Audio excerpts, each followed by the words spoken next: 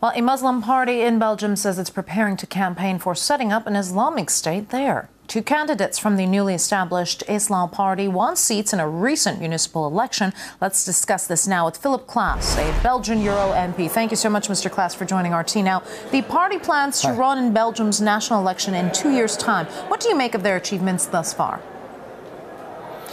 Well, of course, it's very worrying to see what's happening now. We see people from with an Islamic background forming their own political parties now and demanding, the introduction of Sharia law and an Islamic State in Belgium.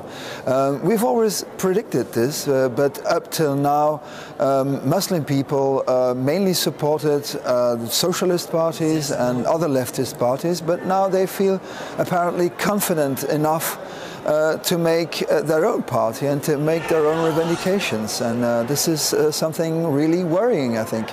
Now, many Belgium cities, including Brussels, have neighborhoods with mainly Muslim populations. Don't you think it's only natural for those people to want their representatives to be in power? Well, first of all, the people who come into our country, and I'm not talking about just Belgium, but any other country in the European Union, people coming into the EU should adapt to a set of values, I think, should respect the separation of the church and the state, should be in favor of equality of men and women, in favor of the rule of law, freedom of expression. And when we see that people don't accept this, and are going to be candidates in elections, well, I think there's a big problem. There's also a big problem with the fact that people who don't even have our nationality are allowed to vote for local elections in Belgium. And I think this should change. And first of all, also, we should put a stop to this mass immigration of people coming from outside Europe and from mainly Islamic countries, people who cannot and will not adapt to our way of living in Western Europe. Mr. Klaas, might we see a rise in anti-Muslim sentiment and hate crime, not only in Belgium, as well as elsewhere in Europe?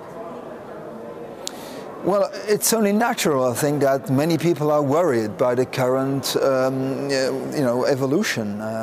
And people are worried if they see, elected people in Brussels now, but it will undoubtedly come in other local places as well. When these people, openly call for the settlement of an Islamic State. We are in Western Europe, and many people don't feel at home in a city where such people are winning elections. And you could say, okay, it's only one seat in two different communes in Brussels, but I'm sure this is only the start of something that will only gain in importance. And now, very briefly, a separatist candidate was elected the mayor of Antwerp in an election earlier this month. Many see it as a step towards the independence of the Dutch-speaking region of Flanders. How likely is that, do you think? Well, Flemish public opinion is getting, fed up with the current situation in Belgium, where we see that it has become completely impossible to agree on any major political issue between Flemings and Walloons. The actual federal government doesn't even have a majority on the Flemish side in the Flemish parliament. And this Belgian government doesn't have any democratic legitimacy in Flanders. We make up the majority of the population in Belgium, but we are not even democratically represented within this federal government, because this government is dominated by the French-speaking Socialist Party, and Flanders voted for something completely different. All right, thoughts and analysis from Belgian Euro MP Philip Klaas, live from Brussels. Thank you.